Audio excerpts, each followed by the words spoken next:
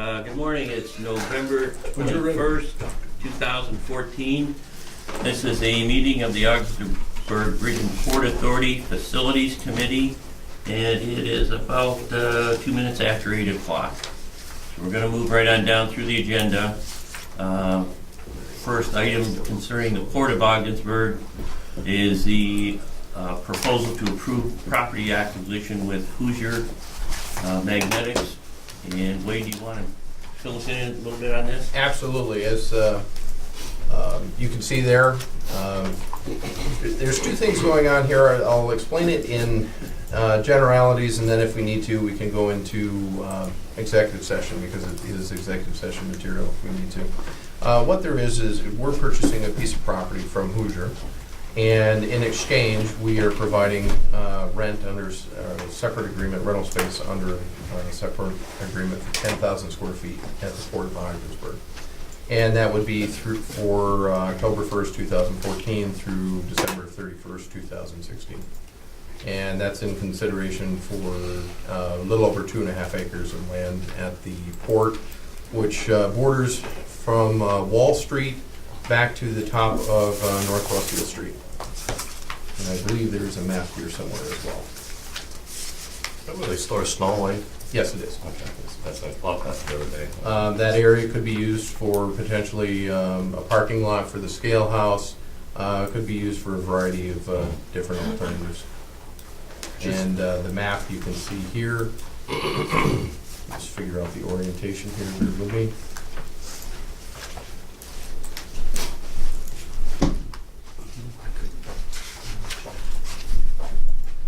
We did this before, didn't we? Yeah. Wade, can I make one comment in relation Absolutely. to Doug's, the snow removal? Once we own that property, we won't be able to allow that to happen because it goes under our, Insurance. Russ? It goes under our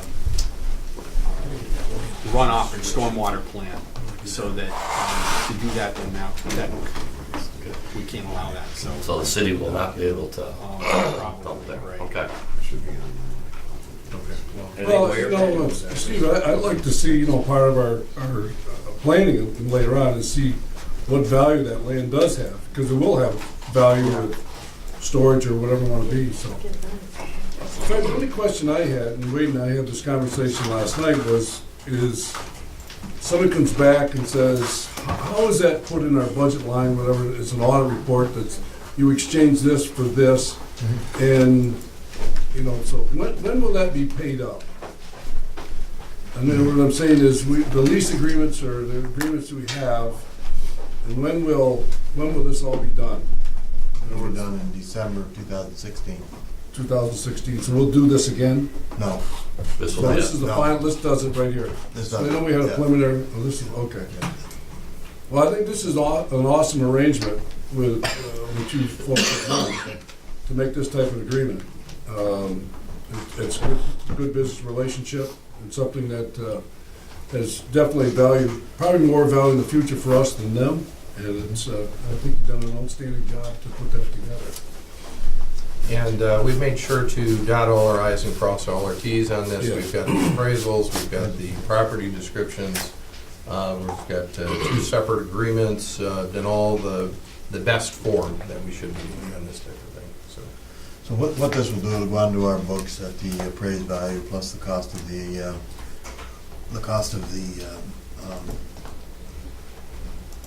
deal, you know, the Sure. legal costs and the appraisal costs and all that. Mm-hmm. And then we will, each month, we will get rental income, and that rental income will be used to amortize the. So it'll show both things happening. Yes. Excellent. Excellent. Are you going to book the asset all at once Yes, and then work down a? yes, You with a take that. receivable. So we come back and say, this is how they did it. Mhm. Okay, that's what needs to go. I assume the appraisal is because of the audit outlook on. Well, we don't technically need one, but again, just dotting all our i's, crossing all our t's, and going beyond compliance. That's why we got one. It's the right thing to support it. Yep. Next slide. Any further discussion on this? No, I'd make a motion that that's a full board done. Second. Okay, all in favor? Aye. Aye. We're gonna move this forward to the full board. The second item is Collins Hammond Electrical, and Steve, would you like to walk us through that, please? So you just have to step We on. need the Oh, ghost. I'm sorry. Ghost of Hey, Steve. stepping right in. Hi, how you doing? You're on. You're What on. am I Make a talking motion about? that we get some blinds. Make a motion, do blinds before Steve gets hurt. Yeah. Procurement. Collins Hammond, please. Oh, okay. We, this is for the port security project, and there were two bids. One was for electrical, and the other one was for general contractor. We got the bids. We only had one bid with the general contract, and we rejected that as being too high. If we use both contracts, and that had a lot to do with the fencing. The Collins Hammond contract has a lot to do with a generator lighting, some street lighting, and some other general area lighting. So we decided we were going to go with this one, and we were going to rebid the general construction one, limiting it to a gate opener and some fencing repair, and hopefully we could get that one down. But we decided to go forward with this one with Collins Hammond, and you can see in there one bid from Titan was received in the amount. It was so much. So there are the bid results, and they're all in line with what we expected. We have $175,000 budgeted. I believe 105 or 110 is to come from the government, and the rest is our share of that, which is budgeted. But we're within that amount right now, but we're gonna see what the general comes out to. And if it doesn't, if we don't get more bidders and it's not a lower cost, we may just forego doing those improvements rather than try to drive things beyond the budget. Works for me.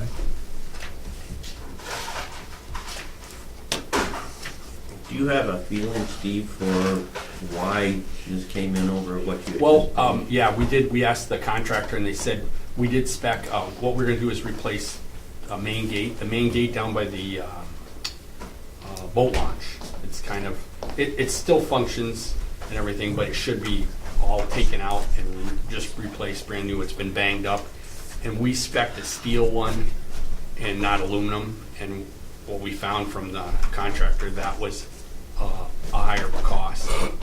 And then the other thing was, we don't know Titan did work before, but they were from far away. They might have just said, well, let's give it a shot. We did all right up here, and we just had the feeling that maybe they just padded it. So just to take theirs alone, we thought we could do better. Strikes me they just threw a high number at it and tried to see if anything would stick. Yeah, if we'd had one or two even, just to see if they were higher, and that's why we think rebidding it, we're just gonna pull out those things that we want necessary. One of them is the gate, some security on the new gate to the port access road. We wanna get a gate closer and a keypad, so that can be 24/7 accessed with a swipe card or a code. And that isn't part of the Collins Hammond thing. It would be part of the general. So we put in for that, and then I think we're gonna leave the gate out of this next one, and hopefully we'll come under budget.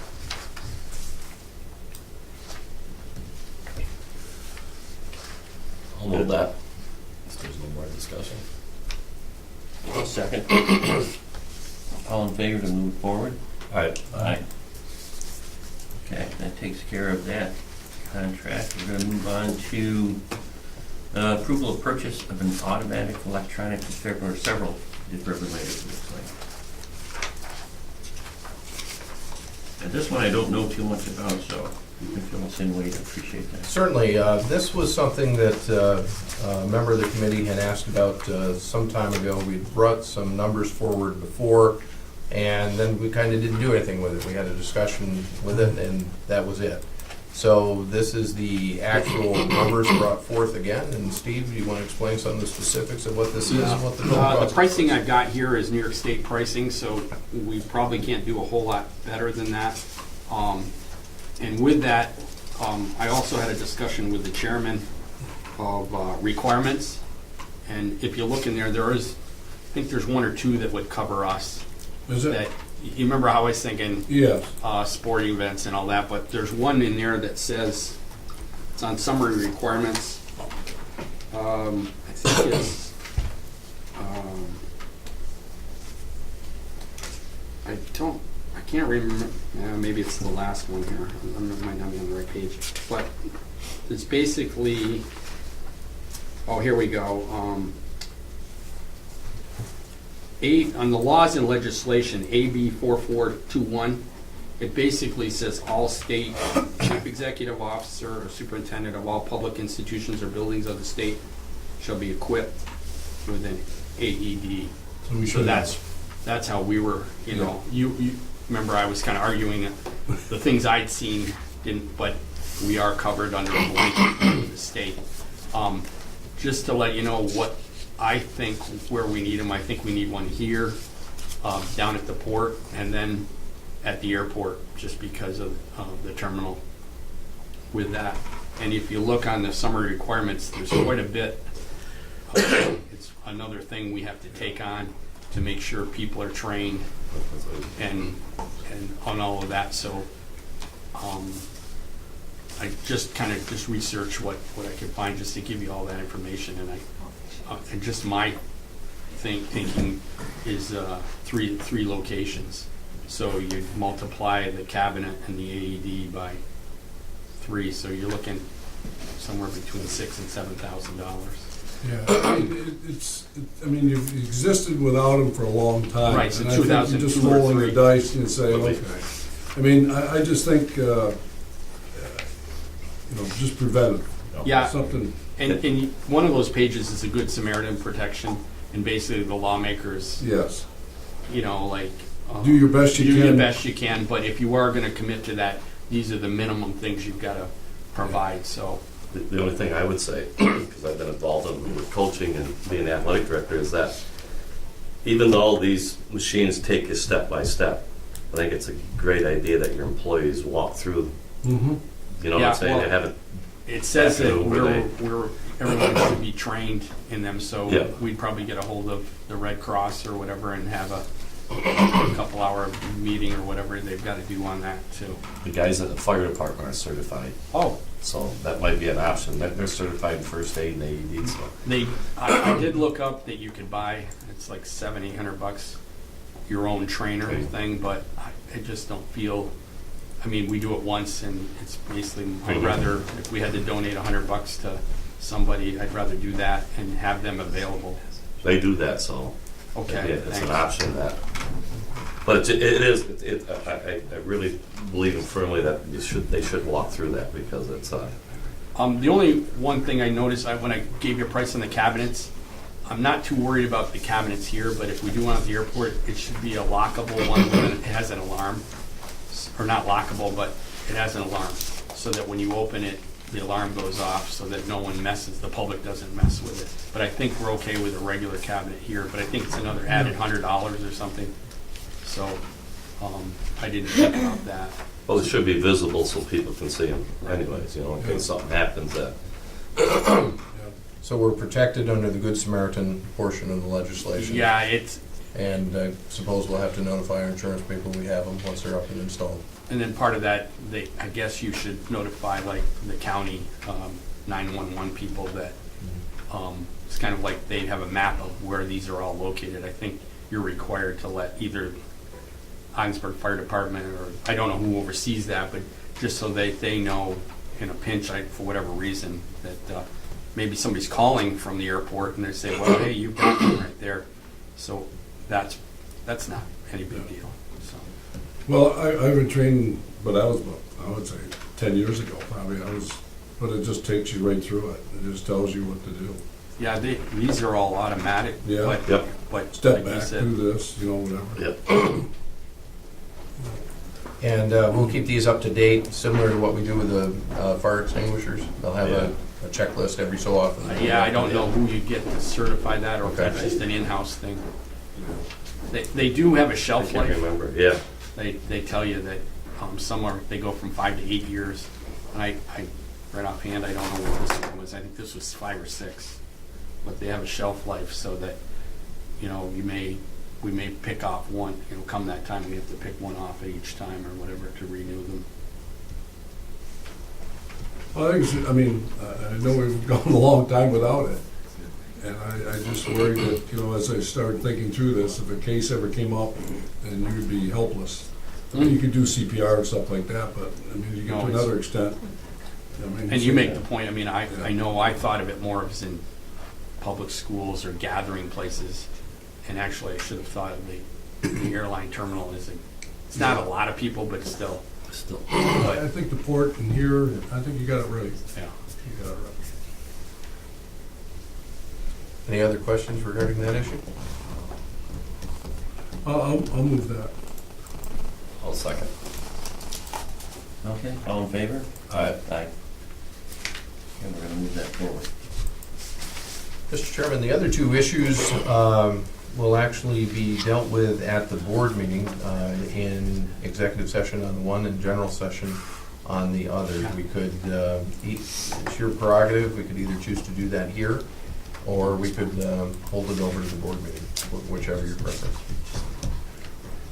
Do you fellas have any feelings on that? We have some time here, Wade. Why don't you just kind of give us a brief, maybe not as condensed, whatever you think you need to do, but just kind of give us a light scope of what you want to talk about?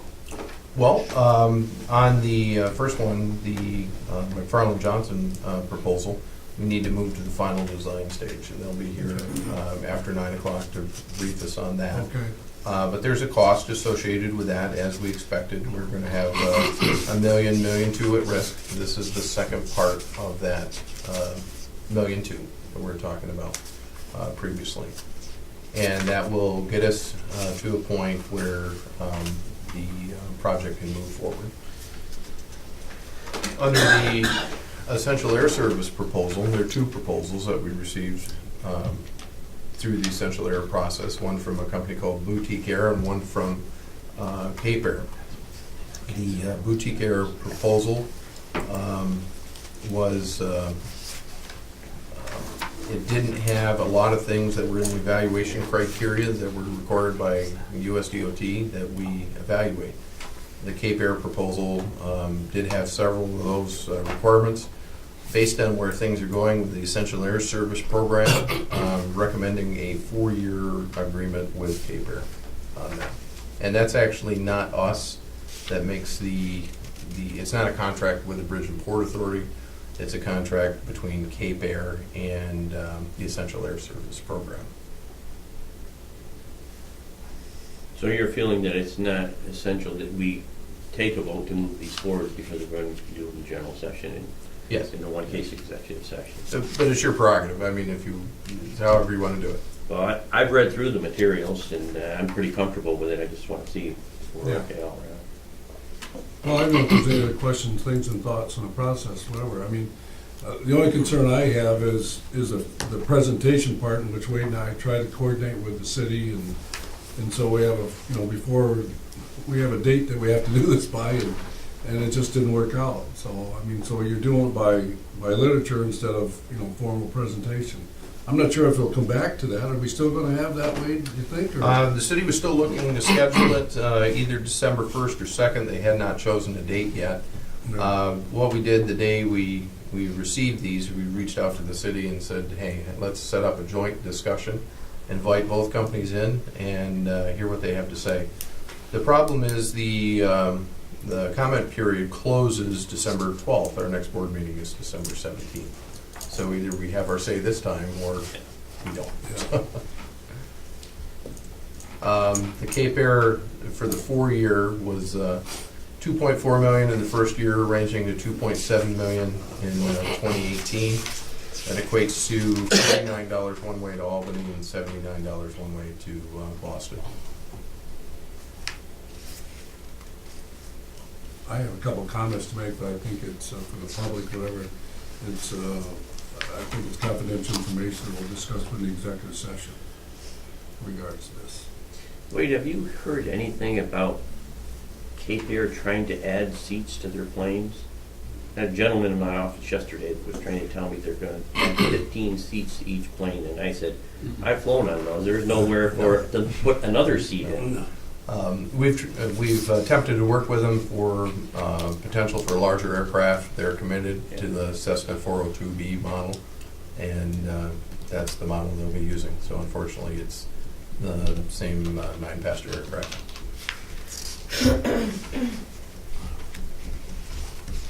Well, I think if there are no objections, then we'll save these 2 items for the board meeting.